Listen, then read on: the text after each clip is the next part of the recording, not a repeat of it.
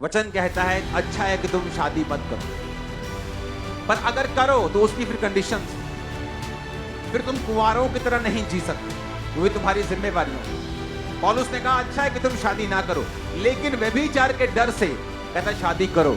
जब शादी हो जाए तो फिर उससे अलग होने की कोशिश ना करो। तो कहता आपस में समय को बिताओ ताकि शैतान मौका ना ले पाए।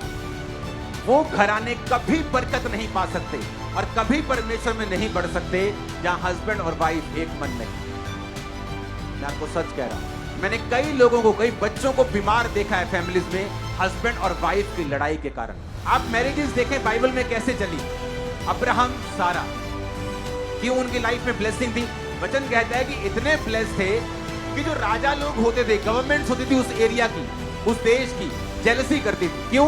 क्योंकि उनकी जो वेल्थ थी अब्राहम की गवर्नमेंट से भी ज्यादा थी। आप देखो अब्राहम के पास इतनी सेना थी, उसके हाउस होल्ड में ही इतना स्टाफ था। बाइबल कहती है कि अब्राहम जब वो राजा जो देशों को मार लेते थे, अब्राहम राजाओं को मार लेता था। अब्राहम को देखते हैं उसकी पत्नी सारा। वचन कहता है कि जब वो 99 साल के थे, अब्राहम 99 साल का, सारा के पास जाता है। एक 90 साल की औरत को पता क्या बोल देता कि सारा फुर्ती से, फुर्ती मतलब कहता जल्दी उठ जा, जल्दी फुलके बना, दूध आए बाहर।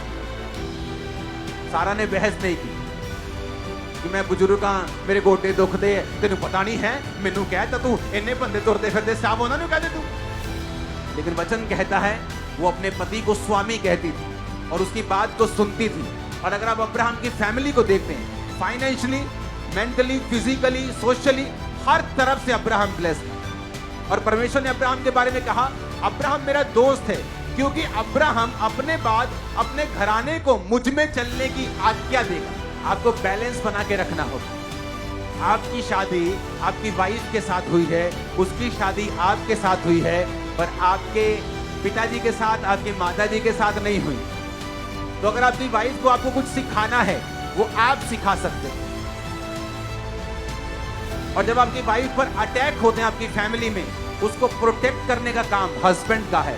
अगर वो नहीं करता तो वो रॉन्ग है। वहां परिवार एक ब्लेसिंग है। जिनके पास नहीं है उनको पूछो, जिनके पास बाप नहीं उनको उसकी वैल्यू पूछो, माँ नहीं है वैल्यू पूछो, भाई बहन नहीं है वैल्यू पूछो, पत्नी नहीं है उसको वैल्यू पूछो, पति नहीं है उससे वैल्यू पूछो। पूछो उन लोगों से आपको कैसा लगता है, वो आपको बताएगा। थैंक्स करो अपने परिवार के लिए, अपने हाथों को उठा के खुदा जोर से खुदावन का थैंक्स करो। हालेलुया। थैंक्स करो अपने हाथों को उठा के, थैंक यू जीसस।